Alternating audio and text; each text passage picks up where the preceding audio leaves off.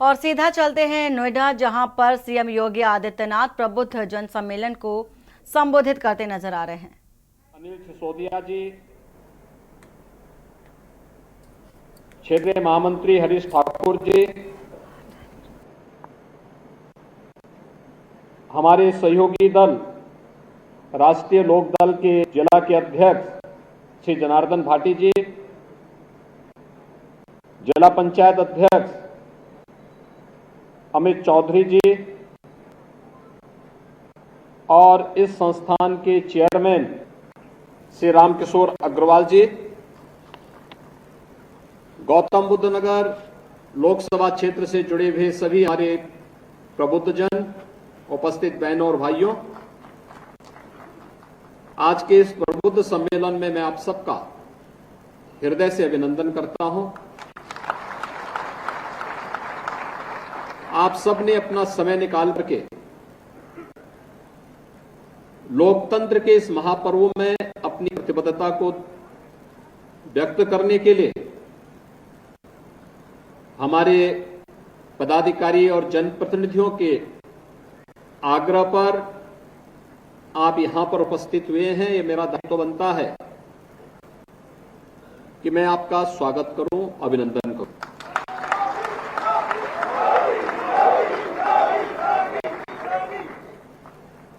चुनाव के पहले, इससे पहले कि हमारी पब्लिक रैली प्रारंभ हो, तो पब्लिक रैली के पहले समाज के उस तबके को जो समाज में एक माहौल बनाएगा, समाज के ओपिनियन को मोदी जी के नेतृत्व में भारतीय जनता पार्टी सरकार ने जिस नए भारत का दर्शन हम सबको कराया है, उस भारतीय जनता पार्टी को पुनः तीसरी बार देश के अंदर नेतृत्व करने का अवसर प्राप्त हो, इसके लिए आपका आह्वान करने के लिए आज मैं गौतम नगर जनपद में आया हूं। जन समाज के जागरूकता के लिए भी और उनकी ओपिनियन को भी बनाने में बड़ी भूमिका का निर्वहन करते हैं और गौतम बुद्ध नगर और प्रबुद्ध जनों का इस समन्वय हमें नए भारत के, नए उत्तर प्रदेश का दर्शन भी कराएगा। बहनों और भाइयों, हम सब जानते हैं यह वही जनपद है जो जनपद 2017 के पहले प्रदेश के मुख्यमंत्रियों के लिए अभिषिक्त हुआ करता था।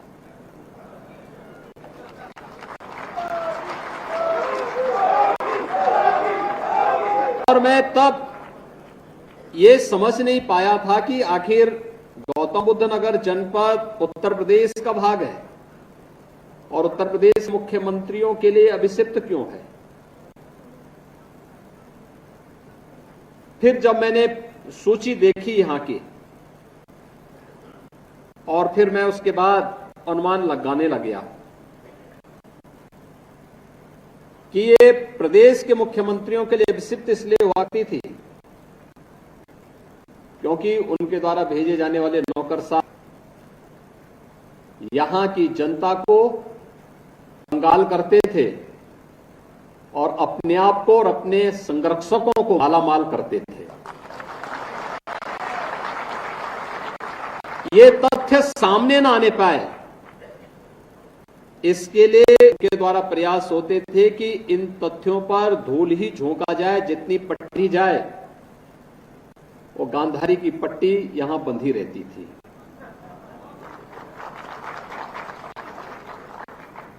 और मैं देख के ताज्जुब था कि जब इन चीजों को लेकर के मैं सुनता था तो मैंने स्वयं तय किया कि नहीं भाई, मैं जिन लोगों ने गौतम बुद्ध नगर जनपद जैसे उर्वरा क्षेत्र को, अत्यंत उर्वरा क्षेत्र को बदहाल किया है, कंगाल किया है, अराजकता और समस्याओं के गर्त में ले जाने का कार्य किया है, वहां मैं स्वयं चल करके देखो। और मुझे 2017 में यहां आने का अवसर प्राप्त हुआ था। मैं यहां आया था, मैंने यहां की समस्याओं को देखा और मैं धन्यवाद दूंगा अपने सभी मंचस्थ जनप्रतिनिधियों को। इन्होंने उन सभी समस्याओं को पूरी तन्मयता के साथ, पूरे धैर्य के साथ, बिना धैर्य खोए उन समस्याओं को लखनऊ में भी, यहां पर भी मेरे सामने रख करके कहा था कि इन समस्याओं का फेज वाइज समाधान हुआ तो गौतम बुद्ध नगर न केवल अपनी पहचान को स्थापित करेगा बल्कि उत्तर प्रदेश के ग्रोथ इंजन के रूप में देश के अंदर अपनी एक नई पहचान बनाएगा और उत्तर प्रदेश को पहचान मिलेगी। और आज उन सबके सकारात्मक सहयोग का परिणाम रहा कि उत्तर प्रदेश आज देश के अंदर जिस रूप में पहना जा रहा है वो किसी से छुपा हुआ नहीं है। ये सच था, 2017 के पहले उत्तर प्रदेश देश के बीमारू राज्यों में शामिल था, लेकिन आज उत्तर प्रदेश बीमारू राज्यों की श्रेणी से बाहर आकर के देश के अंदर रेवेन्यू सरप्लस स्टेट के रूप में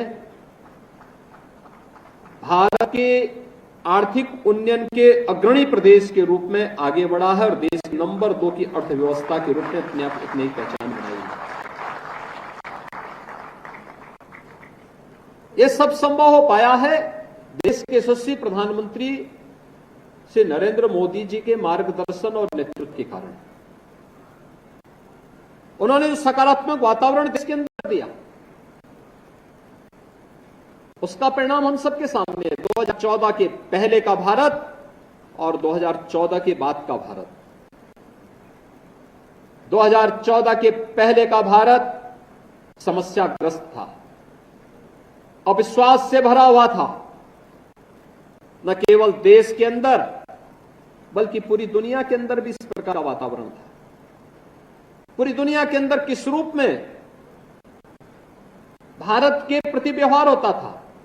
भारत से जाने वाले लोग पहचान के लिए मोहताज हुआ करते थे, पासपोर्ट की कीमत नहीं रह गई, सीमाएं असुरक्षित थी। देश के अंदर जिस प्रकार का वातावरण उस समय बनाया था, सरकारें भ्रष्टाचार में डूबी हुई थी, अखंड भ्रष्टाचार में डूबी हुई थी, विकास अवरुद्ध हो गया था, नौजवान हताश था, अन्नदाता किसान आत्महत्या करने के लिए मजबूर था, व्यापारी सुरक्षित था, बेटी असुरक्षित थी, असहाय थी। और उन स्थितियों में 2014 में मोदी जी के नेतृत्व को इस देश ने हाथों हाथ लिया था।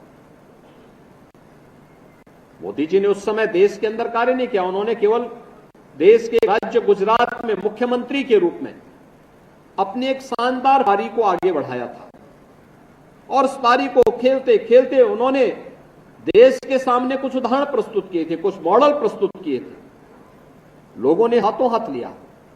और आज देखते ही देखते पिछले 10 वर्ष में जिस नए भारत का हमें दर्शन होता है, एक सुरक्षित भारत, दुनिया को नेतृत्व देने वाला भारत, और इन सबको हमने देखा है। एक सुरक्षित भारत भी है, आंतरिक रूप से भी बाह्य रूप से भी। दुनिया के अंदर निवेश के सबसे अच्छे डेस्टिनेशन के रूप में जाने जाने वाला भारत है। युवाओं की आजीविका को तेजी के साथ आगे बढ़ाने वाला भारत है। इंफ्रास्ट्रक्चर के एक नए दौर में भारत को ले जाने वाला भारत है। भारत की युवाओं की आजीविका का प्रबंध भी है, आम जनता की आस्था का सम्मान भी है। इस नए भारत में, और इस नए भारत को अंदर हम देख सकते हैं, इस नए भारत को जब हम देख रहे हैं, उस नए भारत के नए उत्तर प्रदेश में हम सबको भी तय करना है। मोदी जी ने देश के अमृत काल के प्रथम वर्ष में देश को विकसित भारत की एक संकल्पना दी है। विकसित भारत तब होगा जब विकसित उत्तर प्रदेश होगा, और उत्तर प्रदेश तब विकसित होगा जब गौतम बुद्ध नगर जनपद अपनी पूरी क्षमता के साथ आगे आएगा। हमें इस बात की खुशी है, हमारे जनप्रतिनिधि मंच पे हैं, माननीय सांसद हैं, माननीय विधायकगण हैं, और सचमुच एक आदर्श जनप्रतिनिधि के रूप में जो अपने आप को स्थापित किया, अपने आप को साबित किया और दुनिया के लिए, देश के लिए, लोकतांत्रिक मूल्यों के लिए, लोकतंत्र पर विश्वास करने वाले उन सभी लोगों के लिए एक उदाहरण है। मैं छोटी सी घटना आपको बताता हूं, इसी गौतम बुद्ध नगर जनपद की है। एक बड़े प्रतिष्ठान का यहां पे उद्घाटन था। कोरोना कालखंड के दौरान वह जमीन आवंटित हुई थी और जमीन आवंटन होने के बाद वह 2022 के अंत में मेरे पास आए कि हमें अपने इस बड़े प्रतिष्ठान का उद्घाटन करना है। तो मुझे विश्वास ही नहीं हुआ कि इतनी जल्दी इतना बड़ा सेंटर, हजारों करोड़ रुपए जिसमें लगे हों, वह तैयार हो गया।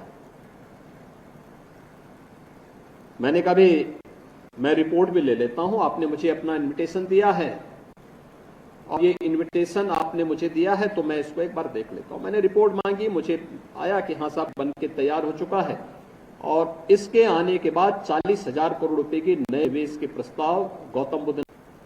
तो चौंका, कहा जनप्रतिनिधि? मैंने कहा हाँ, वहां के माननीय सांसद होंगे, माननीय विधायकगण होंगे। कहा क्या गौतम बुद्ध नगर में भी, गौतम बुद्ध नगर जनपद में भी सांसद विधायक? अरे हमने कहा क्या गौतम बुद्ध नगर जनपद क्या किसी और जिले का है? वो आके मेरे सामने इस बात को कहे साहब मैं भौचक हूं, मेरी पूरी जिंदगी जिस राज्य में और जिस क्षेत्र में व्यतीत हुई, अगर वहां इतना बड़ा निवेश मैं करता तो अब तक लोग मेरा जीना हराम कर देते हैं। और गौतम बुद्ध नगर जनपद में न कोई सांसद, न कोई विधायक, न कोई अन्य पदाधिकारी, कोई भी मेरे पास कहने के लिए नहीं आया कि इस कार्य में मैं इसको लूंगा, मेरे लोग यहां रहेंगे, फलाना वहां रहेंगे। हर व्यक्ति इस बात के लिए प्रफुल्लित है कि एक नया निवेश हमारे जनपद में आया है और मेरे देश के लोगों को, मेरे प्रदेश के नौजवानों को यहां नौकरी मिलेगी, रोजगार मिलेगा। यह है सकारात्मक योगदान। और जो सकारात्मक माहौल बना, आज उसी का परिणाम है गौतम बुद्ध नगर जनपद की प्रति व्यक्ति आय पर कैपिटा इनकम देश के अंदर सबसे अधिक पर कैपिटा इनकम वाले जनपदों में से एक है। मित्रों, जब अच्छा जनप्रतिनिधि चुना जाता है, अच्छे लोग जनप्रतिनिधि बनकर के चुने जाते हैं, तब इस प्रकार का सकारात्मक माहौल पैदा होता है। आज इस प्रकार का सकारात्मक माहौल बनता है तो जीडीपी ग्रोथ करती है और पर कैपिटा इनकम में भी इस प्रकार से वृद्धि होती है, जैसे गौतम बुद्ध नगर जनपद के अंदर हो रही है, हुई है और देश के सामने एक मानक बढ़ा है। आज कौन नहीं जानता है? पहले यहां जो था भी किसी समय का निवेश, वह पलायन करता था और पिछले 7 वर्ष में अन्य राज्यों से निवेश यहां आ रहा है, अन्य देशों से निवेश यहां आ रहा है। और यहां के निवेश का वातावरण देश के अंदर जो मोदी जी ने बनाया, उसी का परिणाम है कि आज यहां पे एक से एक बड़े से बड़े कार्य हो रहे हैं।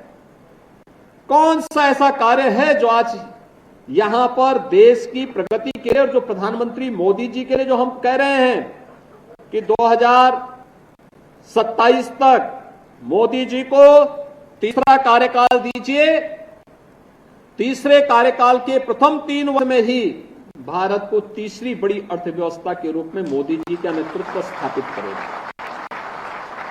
और उसमें बड़ी भूमिका उत्तर प्रदेश और उत्तर प्रदेश में गौतम बुद्ध नगर जनपद की होने जा रही है। आज आप देख रहे हैं ना, यहां पे निवेश भी आ रहा है और दक्षिण एशिया का सबसे बड़ा एयरपोर्ट भी आप यहां पर दे रहे हैं जेवर के नाम पर।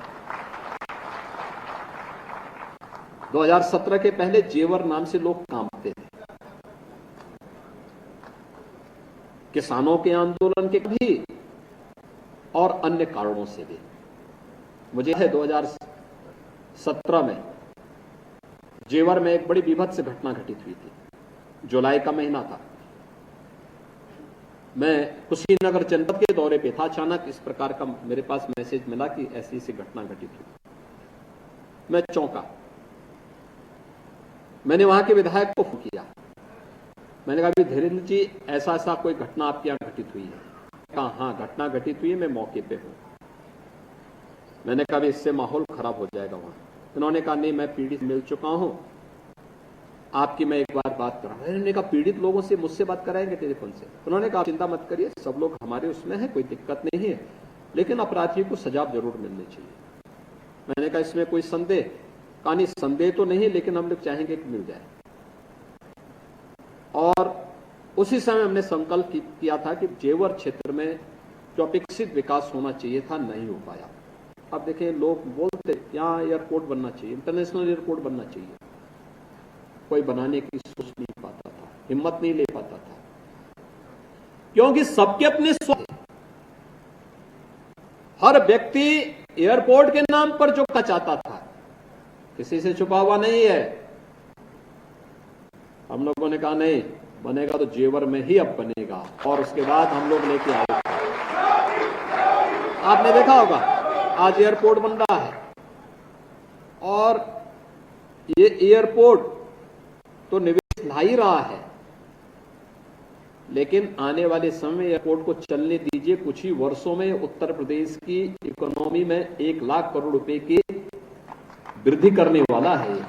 अकेले एक एयरपोर्ट। और अब तो यहां पे मेडिकल डिवाइस पार्क भी बन रहा है, अब यहां पे फिल्म सिटी भी बन रही है। अब यहां पर यानी जो कभी कल्पना थी, आज वह इस जनपद के माध्यम से न केवल प्रदेश को बल्कि देश को मिल रहा है। यह जो सकारात्मक वातावरण पिछले 10 वर्ष के अंदर देश के अंदर देखने को मिला है, अद्भुत है। दुनिया इसके प्रति अभिभूत है, और हम भारतवासियों का दायित्व भी बनता है। एक तरफ वे लोग हैं जिनके लिए फैमिली फर्स्ट एकमात्र उनके जीवन का मिशन है, लेकिन दूसरी तरफ मोदी जी के नेतृत्व में यह मंच भी है जिनके लिए नेशन फर्स्ट है, राष्ट्र प्रथम के उन मूल्यों के साथ जो जीवन जीते हैं। एक तरफ वे लोग हैं जिन्होंने जातिवाद के आधार पर सामाजिक ताने बाने को छिन्न भिन्न किया, और दूसरी तरफ सबका साथ और सबके विकास के भाव के साथ कार्य करने वाले मोदी जी के नेतृत्व में भारतीय जनता पार्टी का परिवार है। एक तरफ स्वार्थी परिवार है जो गौतम बुद्ध नगर जनपद को अभी तो बना लेता है, और दूसरी तरफ मोदी का परिवार है जो गौतम बुद्ध नगर जनपद में इस बात की परवाह के बगैर कि कुर्सी जानिए तो चली जाए, लेकिन गौतम बुद्ध नगर जनपद का विकास और नहीं होना है। ये है विकास और सकारात्मक सोच के साथ नेशन फर्स्ट की थ्योरी। हम देश के बारे में सोचेंगे, देश रहेगा हम सब भी रहेंगे, देश रहेगा, देश समृद्धि करेगा, हम भी समृद्धि की ओर अग्रसर हो जाएंगे।